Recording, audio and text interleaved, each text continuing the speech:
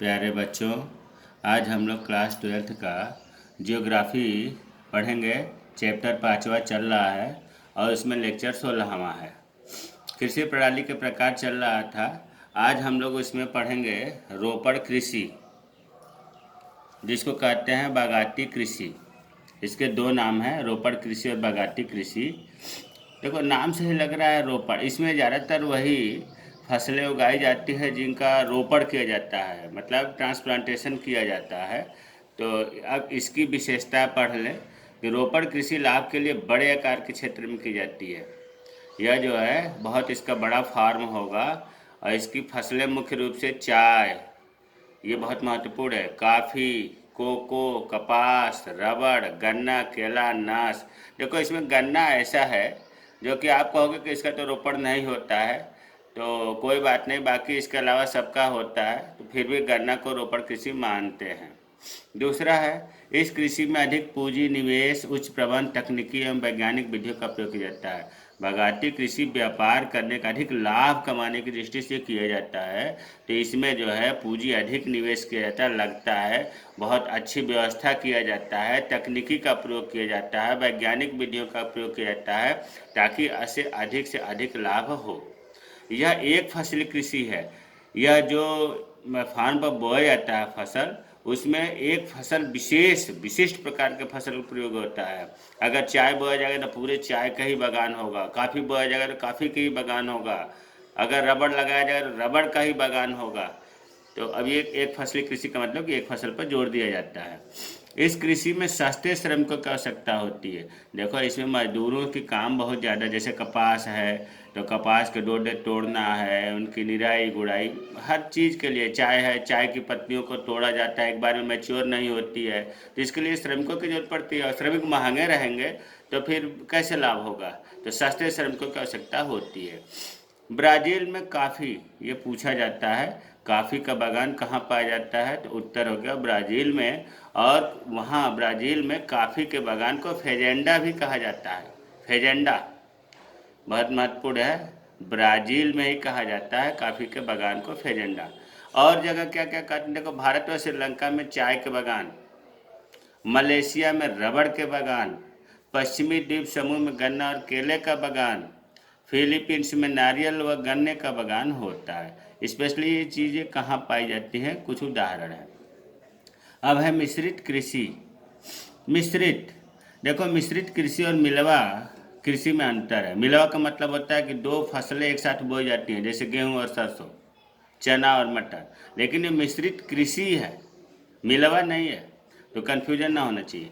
मिश्रित कृषि का मतलब आप ऐसे समझ लो कि फसल उत्पादन के साथ साथ, खेती करने के साथ साथ अगर पशुपालन भी किया जाए तो उसे मिश्रित कृषि कहते हैं। इस कृषि में फसल को उगाने के साथ साथ पशुपालन भी करते हैं। फसलें जो सामान्यतः किसान उगाते हैं अपने यहाँ, जैसे गेहूँ, जौ, राई, जई, मक्का, चारा, और पशु को गाय, भैंस, भेड़, बकरी, सूअर आदि। यहाँ के ज़्यादातर किसान मिश्रित कृषि ही करते हैं, क्योंकि फसल उगाने के साथ साथ वो पशुपालन भी करते हैं। गाय भैंस तो ज़रूर पालते हैं। क्यों पालते हैं? क्योंकि इनके गोबर से खेत उपजाऊ हो जाती है और खेतों से जो हरा चारा मिलता है इन पशुओं के काम में आ जाता है। इसमें पूंजी अधिक लगती है। इस प्रकार की खेती किया जाएगा तो पशुओं को रखना है, उसमें भी पूंजी लगेगा, खेती करना उसमें भी पूंजी लगेगा। इसमें रासायनिक खाद का प्रयोग किया जाता है। रासायनिक खाद का मतलब कृत्रिम खाद से है, तो जैसे urea, diammonium phosphate, potassium sulphate, इन सब का प्रयोग होता है। इसमें कुशल कृषकों की ज़रूरत होती है। किसान जो है इसमें कुशल, समझदार होना चाहिए, ताकि अच्छे से फसलों की पैदावार भी करे और साथ ही साथ पशुपालन भी करे। अब है विस्तृत वाणिज्य अनाज कृषि। देखो, नाम से लग रहा है विस्तृत मतलब बहुत बड़े पैमाने पर, वाणिज्य का मतलब कमर्शियल दृष्टि से, पैसा कमाने के उद्देश्य से, व्यापार की दृष्टि से अनाज वाली फसलें बोई जाती हैं। अनाज वाली फसलें जैसे गेहूँ, जौ, चना, धान, ये सब आ गया अनाज में। अब इसकी विशेषता क्या है? इस कृषि की प्रमुख फसलें गेहूं है।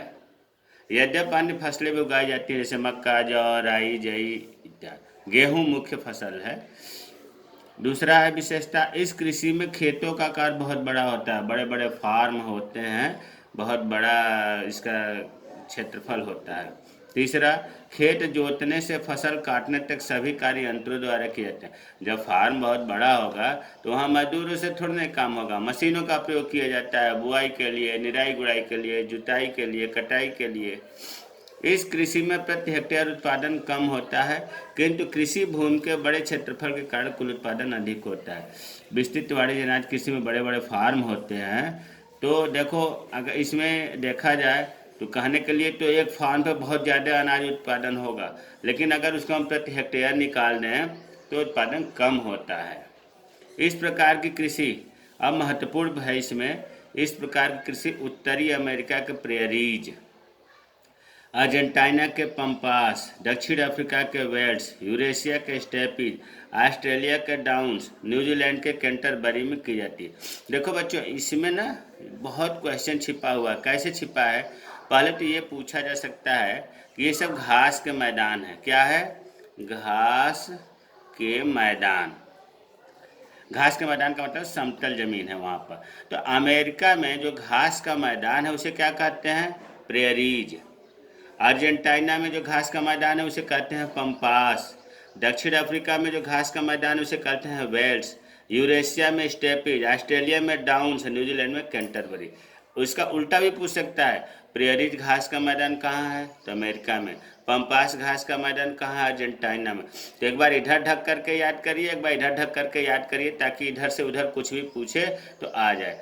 और ये जो घास के मैदान है, prairies, pampas, velds, steppe downs, इसमें ही ये विस्तृत वाणिज्य अनाज कृषि होता है। ये तो मैंने इसलिए लिख दिया कि ये पता चल जाए कि घास के मैदान कहाँ कहाँ हैं।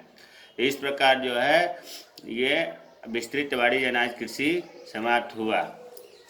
अब हमें उम्मीद है कि आप लोग अच्छे से लिख रहे होंगे, पढ़ रहे होंगे, याद करते रहिए। अभी रोपड़ कृषि में 10 बताया गया था, सॉरी कृषि प्रणाली में 10 बताया गया था, तो अभी आज 3 हुआ, कल 2, 5 अभी 5 रह गया है। जय हिंद, जय भारत।